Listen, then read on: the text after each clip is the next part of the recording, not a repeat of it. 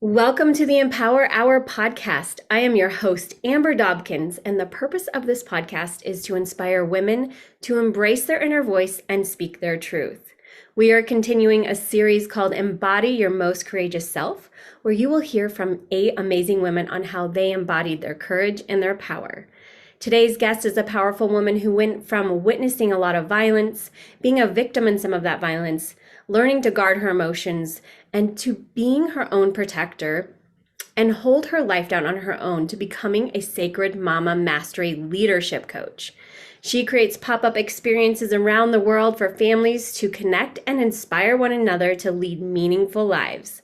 Today, she is the creator of In Her Wild, Holistic Feminine Activations and a speaker. Not only that, but she's an author in the upcoming book, Jaguar Medicine, which comes out in January 2022. And her chapter in the book is called The Sacred Wisdom of Faith. I'm so excited to read her chapter and to chat today with my Jaguar sister, Azizi Birkeland. Welcome, Sacred Mama Azizi. Yes, thank you for having me. Yes, so glad to have you here.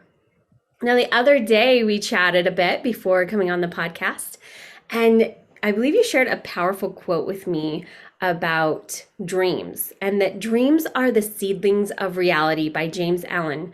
Can you tell me more about what that quote means to you?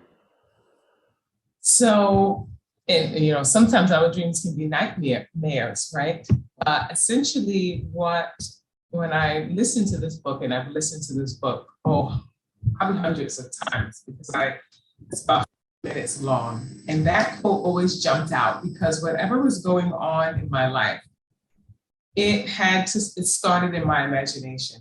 And really that's just the case for all of us. We don't understand how powerful our imagination is. And when things are going well, we don't really trace it back to our imagination. And I would say our imagination or our dreams, where we wander in our minds and start to come up with ways that we see the future. And sometimes the things that we're projecting in our dreams are great, and sometimes they're a little bit of a nightmare, but they are the seedlings of our realities that we eventually create from. And so that's always been guiding me. So whenever someone says, what's your favorite quote, that's the one that pops into my mind, because it is so simple, but really powerful. What we think we create from. But it all starts in our imagination, in our dreams, in our desires. And our mind doesn't understand the difference between when we're using our imagination in the best way, or when it's in a way that's a bit self-sabotaging. We're still dreaming. It's still in a way of prayer, whatever we're thinking about, whatever kind of mantra is running through our mind. So, yeah. That is very powerful thought. And I resonate with it as just a co-creator of my own life and designing my life, and also taking some of the things that have happened to me and kind of rephrasing them, looking at them from a different perspective and observing. It feels like it could fit into all of what you're saying there.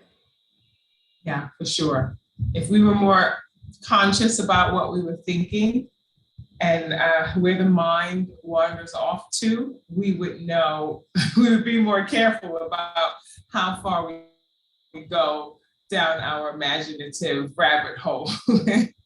And that's how my life was able to change when I started to realize just what I was doing and how I was using my mental power.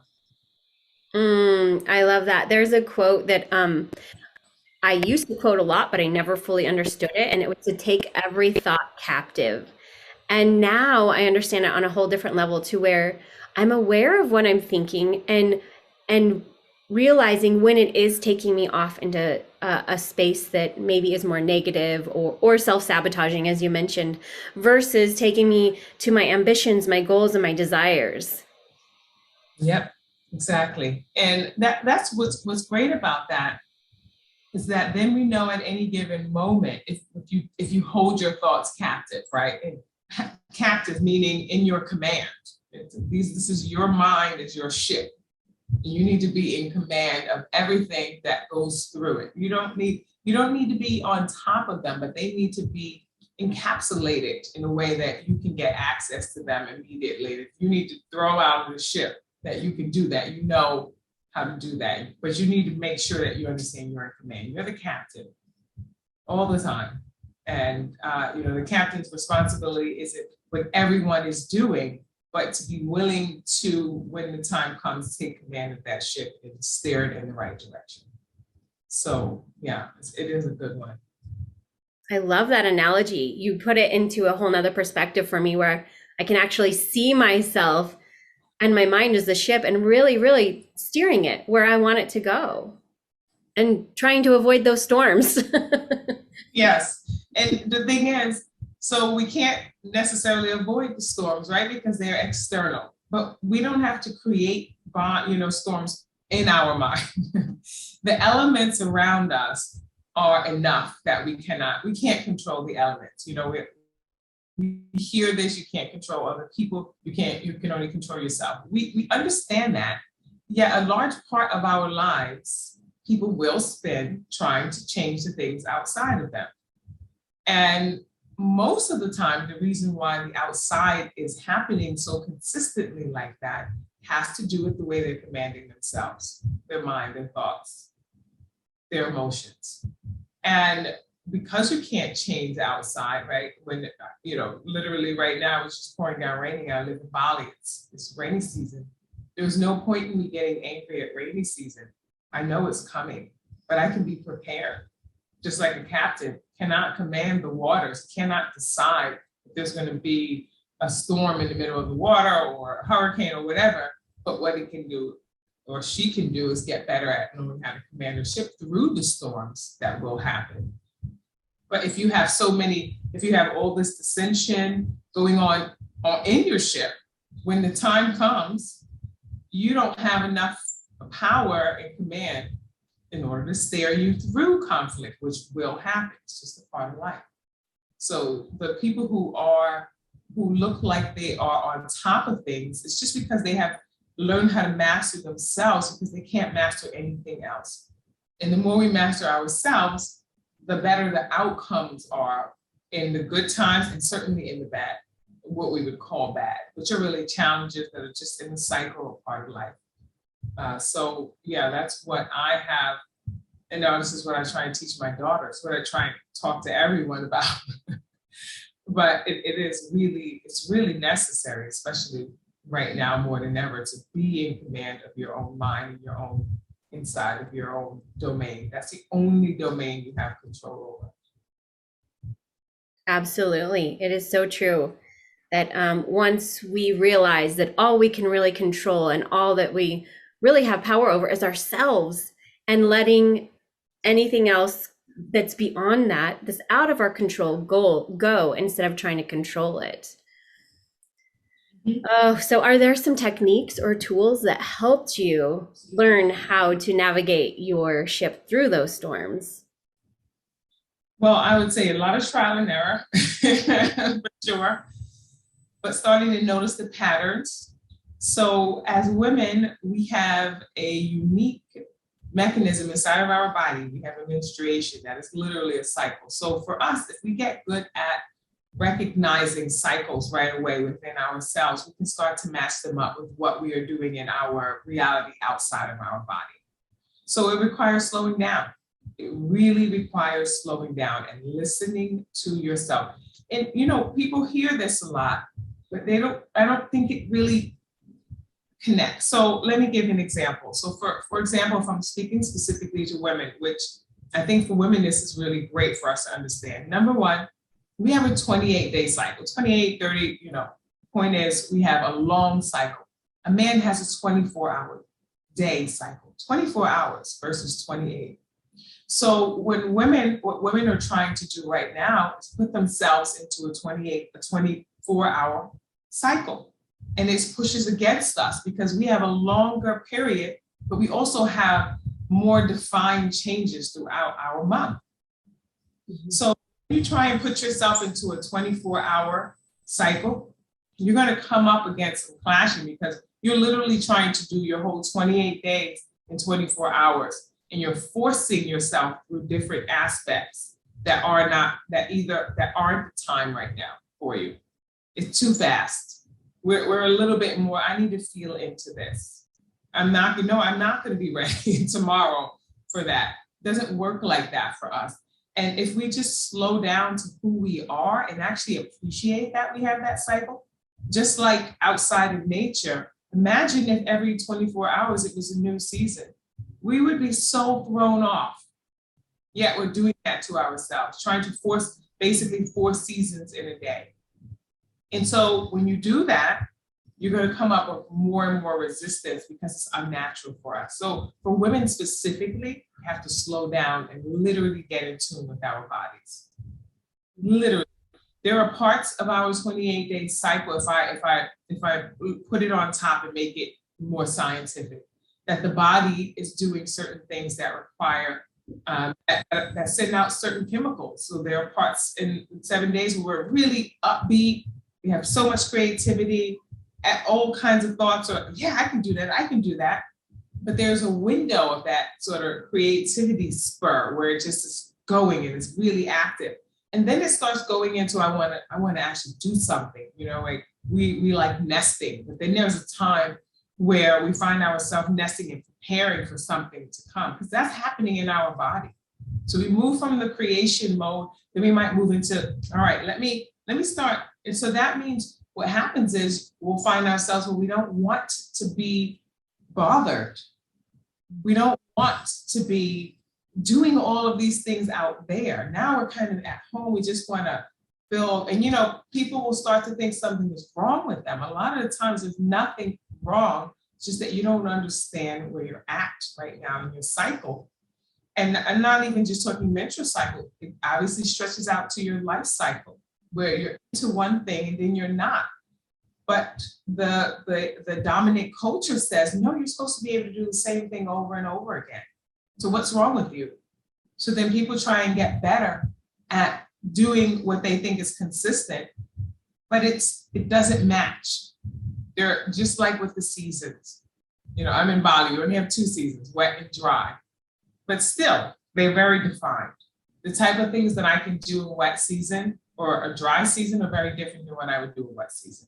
And I wouldn't expect nature to change for me because I want to keep doing what I can do in dry season, where it's saying, no, that's not how this is going to happen. No, if you want to go to the beach, this is what's going to happen. You're going to get rained out. It's going to be all murky, all kinds of gross stuff's going to come out of the water. That's what you want? Well, that's what you're going to get if you want to try and do that in that season. So you have to slow down. You really have to slow down and see yourself as a mechanism of nature, and that you cannot just decide to continue to do things that is not appropriate for that stage. And that's how your body works. That's how the world works. That's how real nature works. But the human construct thinks that we have cheated that by creating machines, but that doesn't escape the cycle that is constantly going. So most of the time it's just slowing down, because there is nothing wrong with you. It's just that you don't understand that you're now in another space that is demanding something different from you. And you may be resistant to change, because change means, change seems chaotic, but it only seems chaotic when you do not understand that it's a natural part of life. So you have to slow down. You have to start to notice the patterns. You can do this as a woman in a matter of 2 or 3 months, just paying attention and taking a little note at the end of a week to try and figure out if you can find your own pattern. I can't tell you what's going to happen day 1 through 7 of the month. That's not how it works. We all live in our own cycle within cycles around the planet. So if your cycle is maybe not necessarily matching up with the planetary cycle, because sometimes we get out of tune. We used to all menstruate according to the moon, but some of us are not. So then you're feeling one way when the planet is feeling another way. So then we have that. So to not make people feel, for some, they might be thinking, why I have to, when you really respect and honor that, there's actually, there's a relief in that. Because you're going, there's everything right with me. Of course, it's not snowing in summer. Of course, it's not raining like it does in spring. So, okay. And why does it rain in spring? And why is it snowing in winter? Okay, if we start to pay attention to that, we respect the different things that happen. because those things are preparing for the next cycle. So that's really what we have to do. We have to get in tune. So that method or tip is really one of slowing down, and being more observant around yourself and seeing how it matches up with what's going on in the inside. So it's a slower process, but actually it can be very quick if you are intentional and you really focus. You have to pay more attention. That means you have to stop, go, I'll get to it later. You can do that, but then you have to understand you will continue to face resistance because you're not paying attention to the center. This is the command center. If you're going against the powerhouse, you're going to have resistance. So it's a slowing down. It's not a, well, every day you should meditate. No, actually that's not true, because some parts of our life, especially as a women, we just want to lay down and not do anything else, including meditating. Even that feels like a chore at some parts of our month, our life. It's like, no, actually, just want to sit here and wander, daydream. That's what you need to do. And of course, that can become meditative. That is meditative, but not the way you may have been getting up at 5 a.m., for example. I can get up early at certain parts of the month, but when I'm about to menstruate, my body is like, oh no, I don't think so. And it feels hard. Like, oh, why did I put anything at, 6 a.m.? I like being up at 6 a.m., but not not leading up to it, and certainly not the first few days of my menstruation. That's just how it is. I can love it or I can learn it. So that's really it.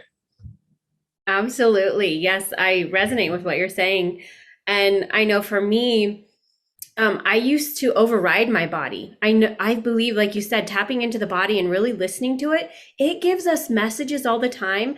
I feel like we just have to learn to listen. And nowadays, what I found is by checking in with my body or looking for those little symptoms, like I used to get sick once or twice a year. I don't even get sick once a year anymore because I pay attention to those little signs, like a little ringing in my ear, and I'm like, oh, I better start eating some better foods, or listening to what my body's asking me to do, or resting and doing nothing and not putting anything extra on my plate and allowing myself to rest.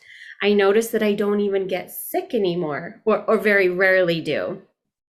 And that's just one example. There's so many other examples where I listen to my body, and sometimes I'm like, why am I tired today? I really have all this to do. But when I allow myself to rest, it's usually the next day or two, I go, I'm so glad I rested that day, because today's even harder. And, for whatever reason, my body knew that I needed to take a day and replenish myself so that I could keep going. Yeah, exactly. And the body and all of the other parts of us are so in tune with everything.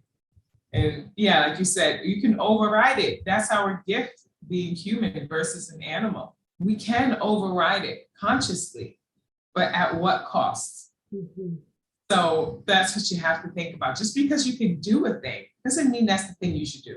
That's just it. This is how I talk to my children, But the way we talk to children, it's quite simplified. We want them to understand what we're saying, but then we overcomplicate it as adults. Unnecessary, putting extra words in and no, if you're going to do this, there's always, everything has a natural outcome. Some what we would call consequences, and that usually is something negative, but really it's just an outcome. When you do one thing, it creates another thing. It's just math, really. This plus this equals that. They're formulas. That's what we live in, formulas. We cannot escape them. Each season is a formula in itself. There are certain things that need to happen.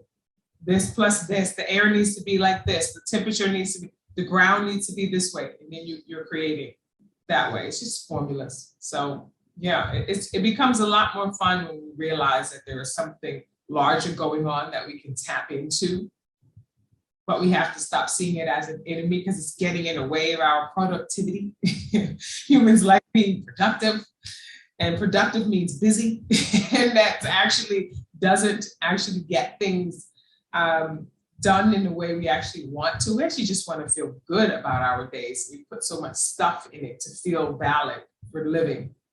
And creator, what created all of this, didn't need us to validate it through our actions and adding so much, but our intentions, actually, not what we do, but why we do it is what and offers our gratitude that we are here, not in how much we do. So yeah, it's slowing down. Sorry, there's no way around it. I love that. I think it's a great message. And I love how you've taken really, I mean, a consequence, like you said, it isn't anything negative, but you've rephrased it to look at it in a more positive way. And I think that is a big message too, where we get these things in our head. It may just be a word or maybe what we've taught or social norms, where we look at these things as something negative when they're really neutral, and it's all in what we do with it. Yeah, it is. It really is. There's so much going on around the world where people are getting angry at outcomes. You say, if you want different outcomes, you got to have a different input. That's just how it works. So, but again, because this isn't common knowledge, like you said, you were taught anything that we see negative, we spend a lot of time just being, beating down the negative. It's already there. That's enough. It's negative enough. What do you want to do about it? What do you want instead? So if you don't want that instead, stop focusing on that. Start taking some steps backwards and figuring out, if you want to focus on that, the only thing you need to do is ask yourself how that happened, right? That's one area. Or you can just go straight to doing the things that you think would have a different outcome.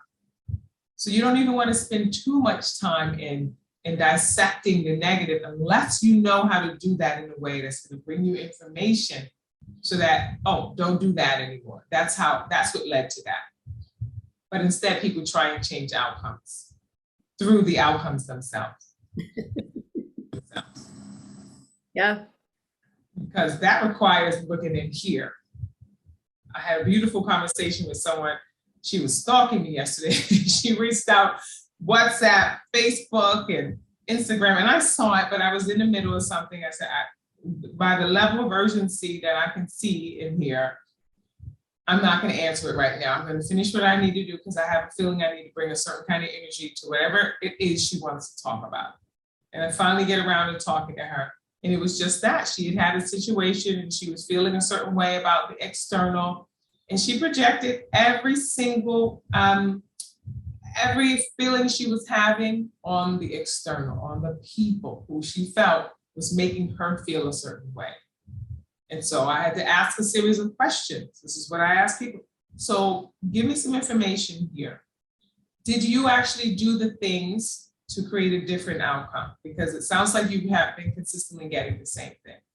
She said, well, no, because if I had done that, then people, they would have thought this about me and that about me. Okay, so you yourself did nothing but wait for things to change outside of you. You expected people who are doing their own things to create their own outcomes to focus on you so that your outcomes would be different without you actually being a part of the equation. Well, yeah, okay. So then, have you been consistently getting those same results from doing nothing? Yes, okay. So what do you think needs to change? And, over time, oh, it's me. I know she wanted the whole thing for me to say, bad people, bad people. I said, well, what part of your life did you get involved in? Well, none, because they should, oh, I see. So you were looking at the outcomes and you kept wanting the outcome to change by not doing anything different about on your end. And you kept doing the same thing. Isn't that beautiful that it was consistent? The outcome. So then we have no problems. No problem. Except the one, you not doing anything different, but watching for over 6 weeks, the same outcome happen, expecting something different. We would call that insanity. We say that jokingly, but that's what we're looking at around the world. A lot of insane people because they're expecting different outcomes and they're not being a part of equation. They're kind of waiting and just waiting. So yeah, it's a powerful thing when you recognize you're part of this cycle, whether you like it or not. So actually, you weren't inactive, because you can't be inactive in something that's constantly evolving, just like you. So you're not doing something different was still in action and still help create the same outcome. There is no inactivity. So. Yeah. I agree completely. Yeah. We have to put some steps forward. We can't just think that everything's going to work out for us without doing something for ourselves. Yeah. The whole idea, and a lot of people in the New Age, for me, spirituality just is. In the New Age, there's all this talk about the universe wants me to do this, the universe wants me to do that. Well, I'm going to be the first, maybe not the first, but I would say no.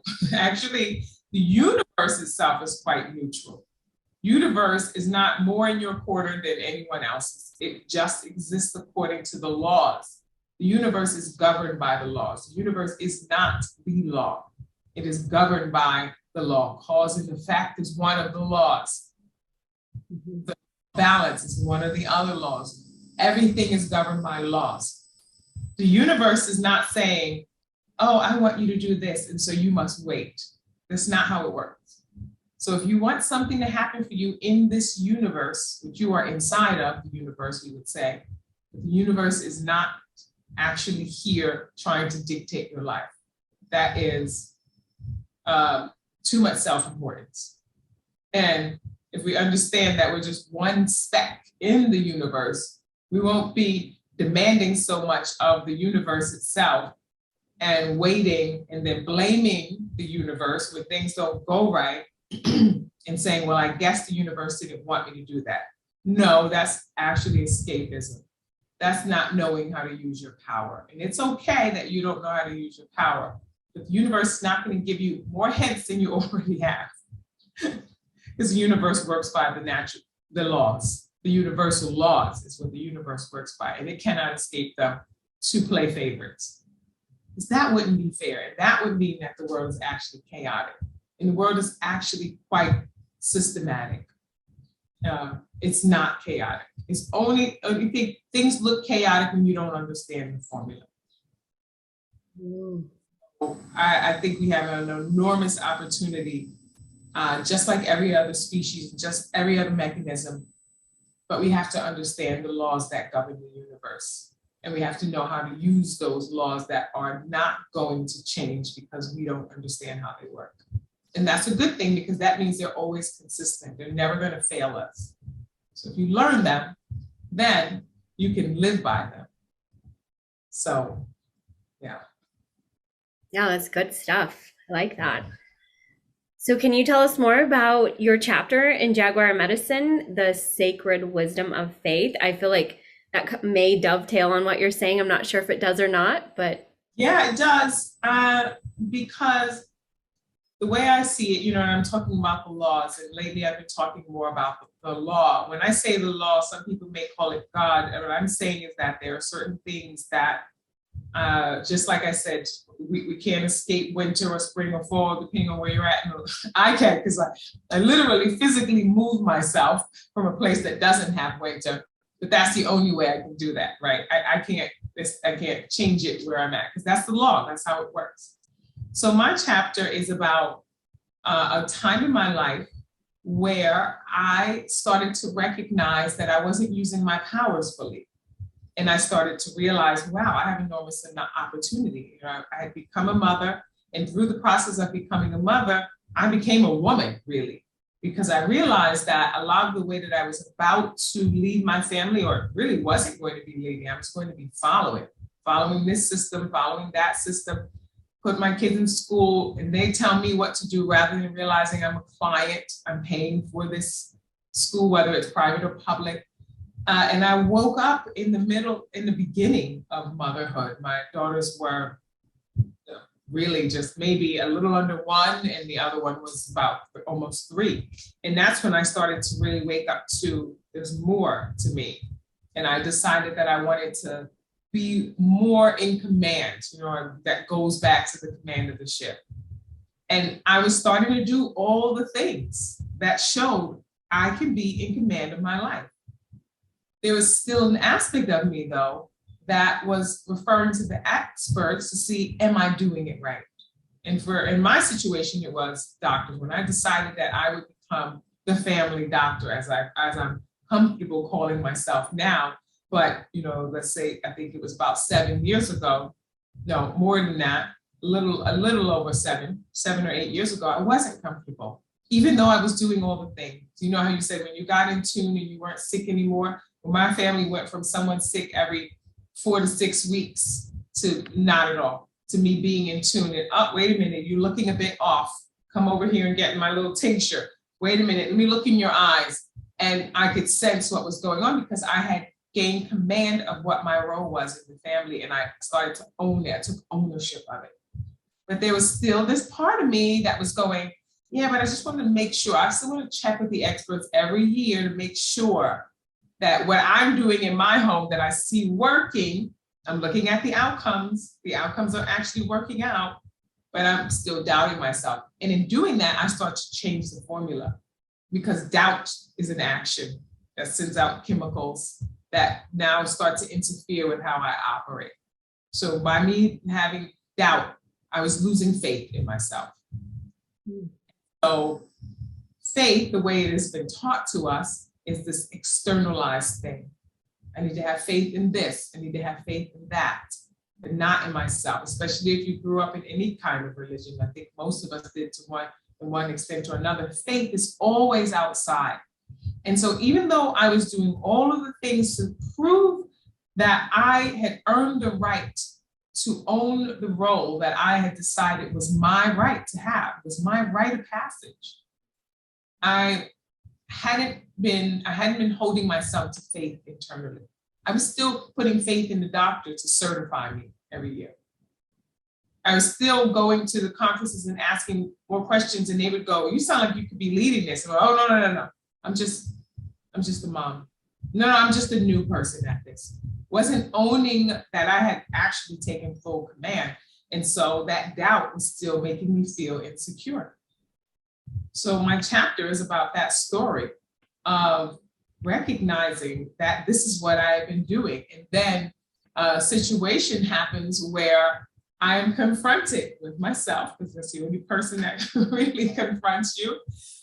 And because of the energy that I've been putting out and the way that I've been operating, I had an outcome right before me, and I had to make a decision. I had made a decision that I would no longer go to doctors. And then because I still felt afraid about saying that openly, I wasn't using them anyway. I was just going to be certified.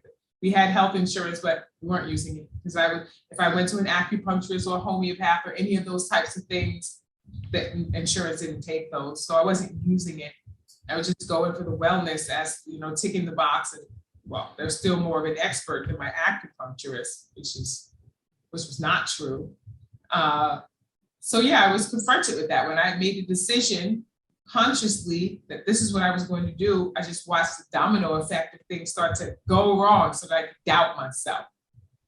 And so my chapter is all about what I do in that situation and what it takes me back to. There's kind of some time travel going on in my chapter, bringing me back and then forward again, and then being able to come to terms with where I'm at and decide what I'm going to do. So yeah, without giving it away, that's what it's about. No, that's powerful. I think doubt is something that so many of us struggle with, and learning to have faith in ourselves, or even confidence. I've studied confidence, and that is something that can be learned. And all it is just doing what you say and stop doubting it, and really teaching yourself that you can trust yourself and that you do have the wisdom within, and therefore comes the power and the embodiment and the confidence. Yeah, just do it anyway. When doubt sets in and you've lined up everything, all your ducks in a row, do it anyway. Mm-hmm. Do it, because eventually doubt starts to fade through your actions. it's something that wants you to be inactive. And that's the only way doubt can continue to grow. Because even if you, let's say, we call it fail, but if you recognize that as just trial and error and you don't see that as you being a failure, but you're just learning one way not to do it, then that can help with doubt going down. Because you stop doubting that you can overcome challenges. There's always a way to spin how your life's happening and the outcomes. Like, that's why it's so, I heard someone say this years and years ago, either love it or you learn from it. It's true. So either way, you can benefit. Either everything's riding high, you're on cloud nine, everything is great, or there's a challenge and you're watching yourself overcome it, and you can really learn, and then you can learn to love how you navigate through challenges. And then that becomes what helps you rise more and more into having more faith and confidence, like you said. And confidence is an outward expression of faith, is what confidence could be related to. You know, you have the confidence to do something, but faith, you have the faith that you can. So faith is it's like a precursor that then you use that confidence to do something. Faith is not an action itself. It's what allows you to believe that you can do a certain thing. And then confidence is the knowing, yes, I can, and then doing it. You have to have the confidence to do something. Otherwise, confidence doesn't have any purpose if you don't actually do anything with the confidence. So yeah, I love it. They match up perfectly. Yeah, there's so much there that I could just unpack. But I love how you kind of lay it out. You really do speak in formulas. And, you know, the doubt, here's what you do with it. You get some faith and you add it to the doubt, and then the confidence can come from that.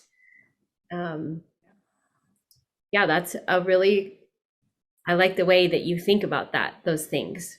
What do I need first, and how can I add that to what I already have, or diminish, subtraction also, right? Mm-hmm.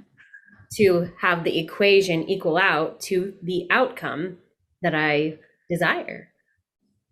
Yeah, exactly. Yeah, wow. So, through the doubt, so we talked about the confidence and the faith can help us overcome the doubt.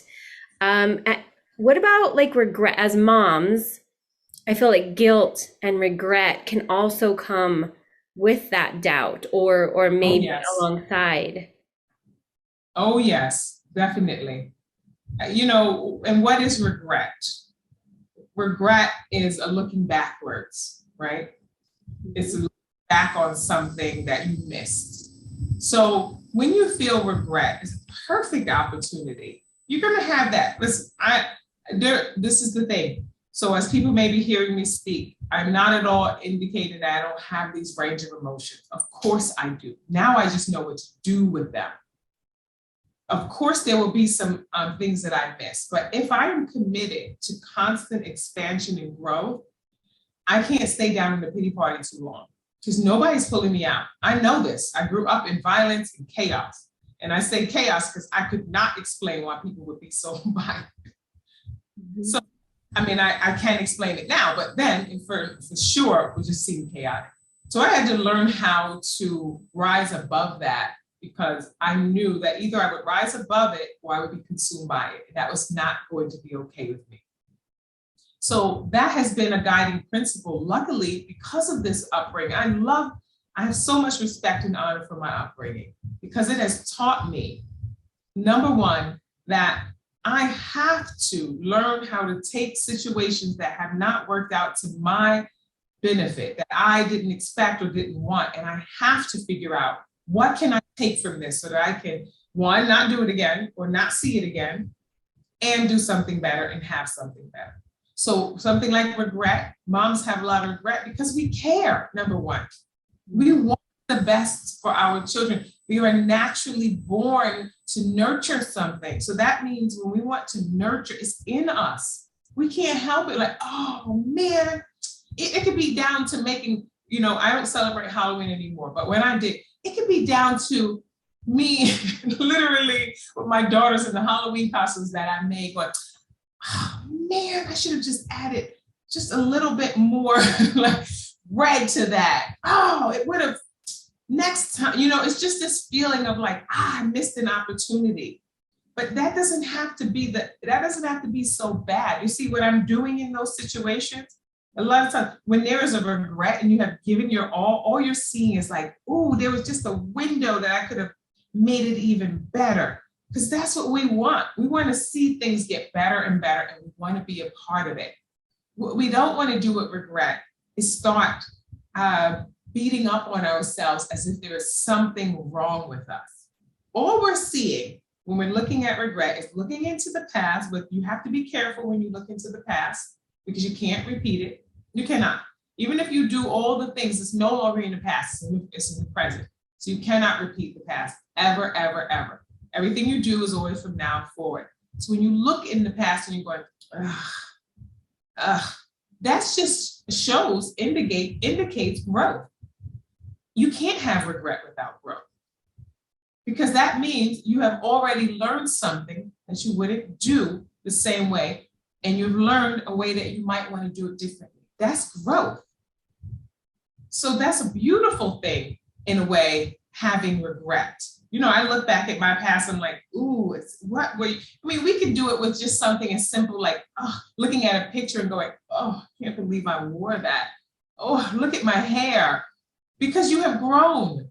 You're not that person who would wear a hair like that or wear those clothing or do those things or go to those places.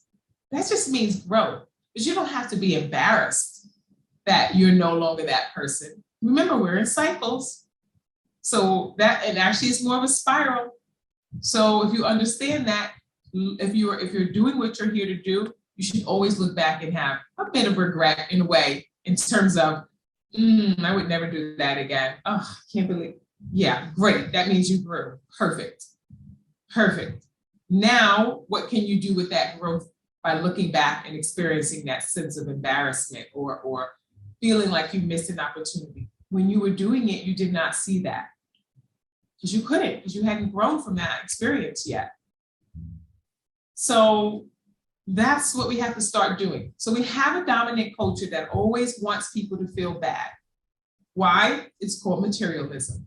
And when people don't feel good about themselves, they have to go outside to buy something or experience something outside of themselves, which makes people a lot of money. That's just how products work. This is not a bad or a good thing. We can talk about it that way, but really people make money and they have livelihoods based on our sense of lack. So the greater sense of lack you have, and not understanding that it's an opportunity for growth, you're going to try and fill yourself up. So there is a dominant culture that makes you feel bad when you so-called fail, so someone can come in and fix you, or you can find things to fix you. You don't need to do that if you just recognize that it is a moment of growth. That's all regret is. So as a mom, yeah, you're going to want to do things better and better and better. That's what you're born to do. You're a creator. That's what we're born to do. So we're always thinking, how can my creation be better? How can my creation be better? We can't stop creating. When our children are on the outside, that's just one aspect of us using our creation power. Even if your children go to school, you're making school lunches, you're creating. We're always creating. Oh, your child comes home, oh, I hate that lunch, by the way. You're like, oh, really? You get back in there. You don't stop making lunch. Well, forget it. That's it. I can't make school lunches anymore. I'm a failure. My child just has to starve. No, we don't do that. So don't do that to the other parts of your life. They're just moments of a period that now there was you were in one area you didn't see because you weren't high enough in a way, like an eagle gets higher, they can see everything going on. You were down in it. When you're down in it, unless you're good at this and you've been trained enough to learn how to see all the things, and even then when there's so much going on and our senses are being spread in all these different ways, you're going to miss some things. It's fine. Just get back in there. The only thing you should really regret is regretting regret. Like, you know what I mean? And people do that. And then you start feeling bad for feeling bad. Just take a pause and realize you have an opportunity here. Have that little down period. I'm not at all trying to tell people to escape their emotions. Your emotions are where it's at. It's learning how to interpret your emotions that I'm asking you to do. Why am I feeling this? What just happened here? What could I have done? Oh, what could I have done better? Not what could I have done? What could you have done better, Azizi? You know, like that unloving father. What could you have done better? What went wrong here? You know, I wonder what I could have done better. Get curious. Playful. Yeah. Childlike around it, it sounds like. Yeah. So that's my long way of talking about what we experience. I think it's a beautiful thing that we want to constantly do to beat our older self, our former self, rather. I think it's beautiful.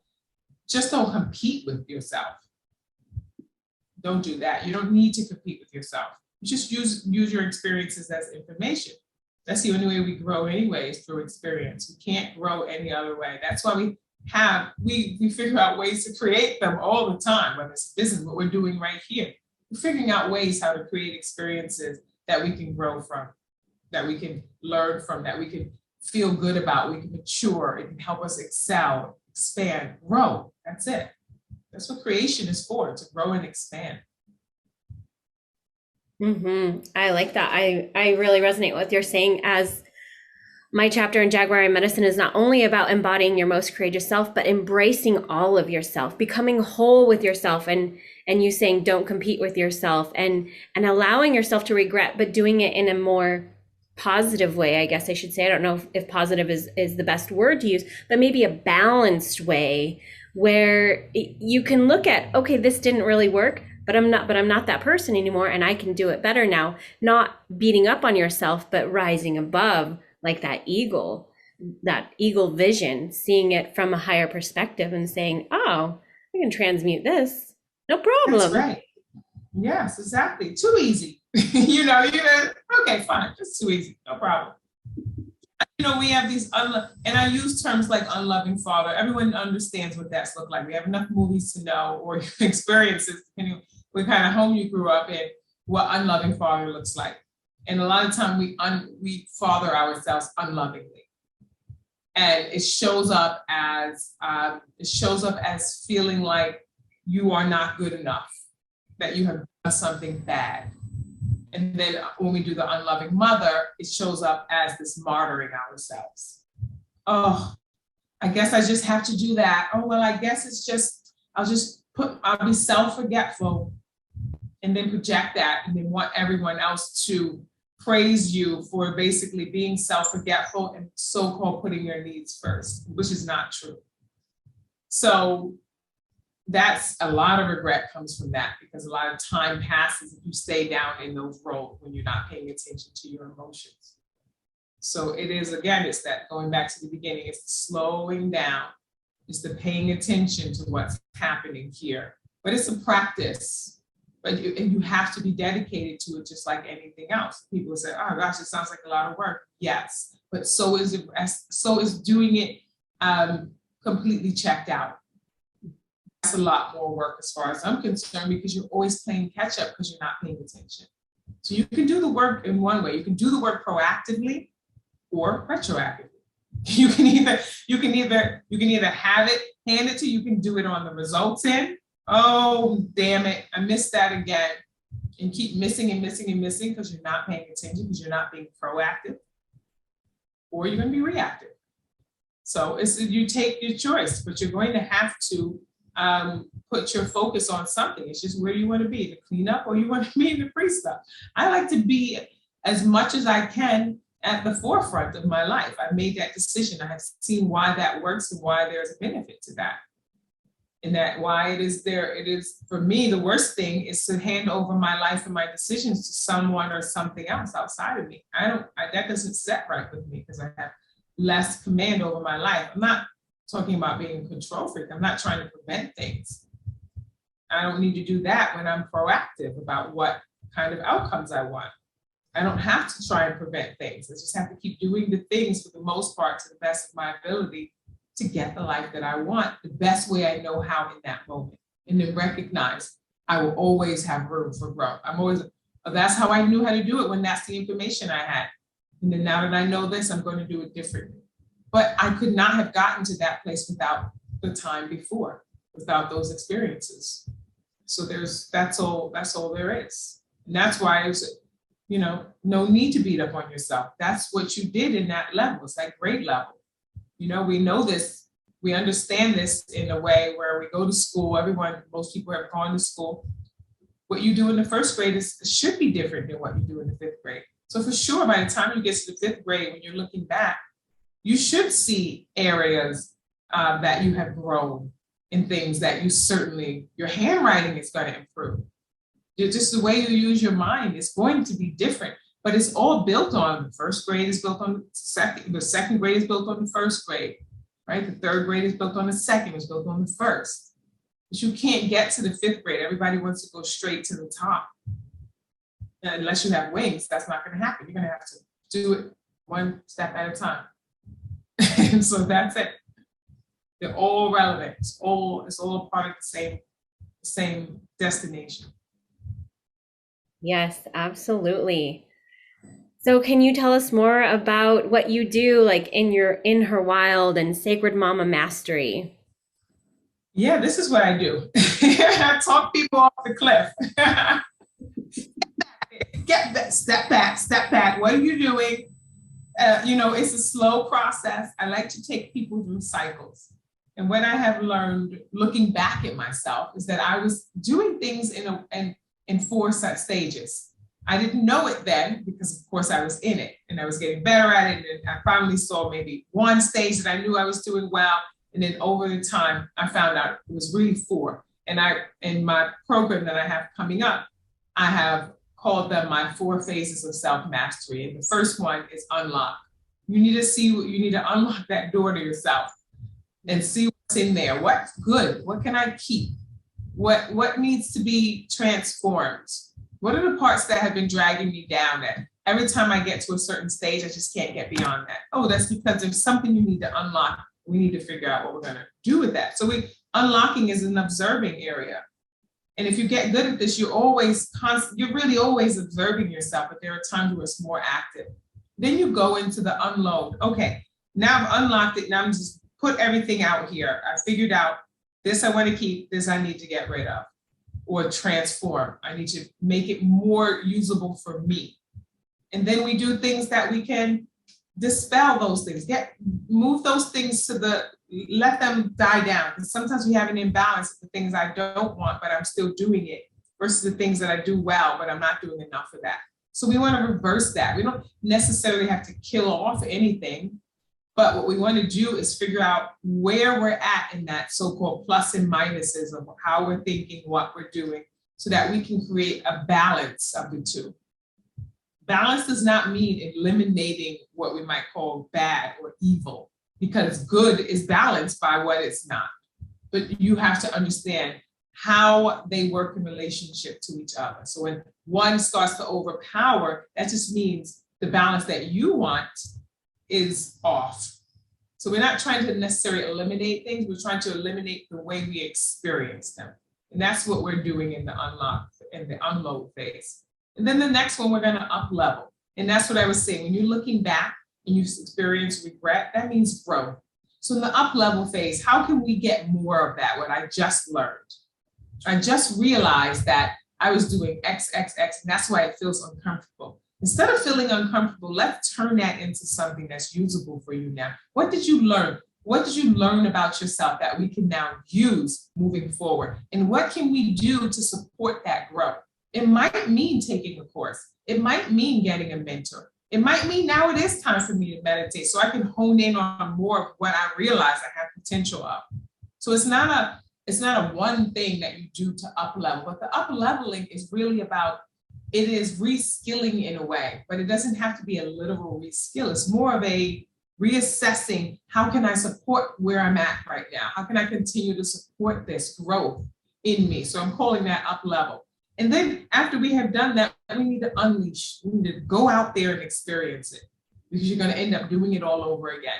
But now when you're unleashed, now you're going to take everything that you have understood about yourself in this cycle, and you're going to now use it for your benefit, but you're also understanding that it's just all experience.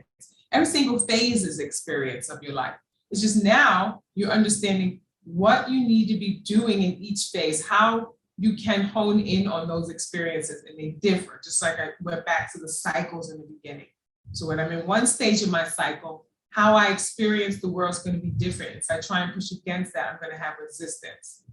So then when I'm in my unleashed phase, I'm just more aware of that. I'm more aware of when I'm in resistance, which one, where is the imbalance? Do I need to go back and unlock something? What's happening here? I need to unlock or unpack is really what we're doing in that one. Unpack everything here, what's happening here, and start to look at that, and then we can go right back to the cycle and go over again. And we're doing this, you do this throughout your day, even with just something as simple as cooking. It's something for the first time. We do this all the time. And like you said, I like the formulas, you know, I like to be able to see it. And for some people, that's really helpful for them to have a little bit of a framework so that they can understand what they've always been doing, but to be able to put some markers there so you know where you're at until you get good at it. You don't necessarily need to keep going back to it and defining it so much because they overlap. You might be unpacking one area while you're unleashing another area. But at first, we want to show you what that looks like so that you understand where you're doing this and how to use yourself in any given situation or cycle in your life to your benefit. And knowing that in some parts of your cycle, you can do a lot of this, but you can't do a lot of that. That's okay. So yeah, so the Sacred Mama Mastery Program, I'm starting out with a 12-week program to show you how to do just that. And then this time around, it comes with a 1-year mentoring program where we'll have a private members group where people will come in and I have 12 themes that I think if you are able to hone in on these 12 themes in your life in the course of a year, because it's a slow and steady process, that you will see some major changes in your life, but you're going to do it bit by bit rather than overwhelming yourself and trying to do this complete overhaul in 12 weeks. No, we're going to be showing you the tools in 12 weeks, and then over the 12 months, you'll be able to use them forever. They're yours. And then each month we'll have guest speakers. We're going to have being able to have accountability partners, but in a slow way. We're not going back to, you're not in the MBA program. There's no pressure, but it's a guided way of being able to do it that way. Because that's what has worked for me, just recognizing, slow down, and actually a year goes by quite quickly. I find with programs, most of the time people look back and the program is over, and that's when stuff starts rolling in, and then they don't have the support. And they either feel uncomfortable reaching out to a person because they have a question and it's 3 months later. I don't want that. I want people to be able to do well. My goal is for people to not need me. So I need to do this well so that when I can say, okay, that I know that I have done everything that I can do, but then you also know that you always have access because this is how this works. So yeah, so that's what my program is about. And it starts in January, although we've started this month with a pre-launch. As you know, you're in the retreat we're doing this weekend. Those are just some of the ways we're going to be celebrating and just enjoying motherhood throughout the year. That's a beautiful container. It sounds like support and kind of sisterhood and really a safe space for a woman to come in and be embraced and be able to really look at herself and allow herself to be embraced and unpack and unleash and all of those beautiful things. Mm-hmm. I love the way you set that up. Oh, well, thank you so much for being here today. I really enjoyed this chat and just getting to know you a little better and having you come and be a part of my world. So thank you so much for being here today. Thank you.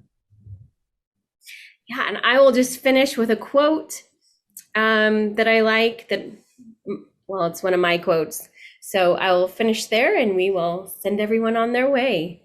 So the quote is, "You hold the courage, just allow it to emerge moment by moment until you embody your most courageous self." Thanks, everyone. See you next time. Bye.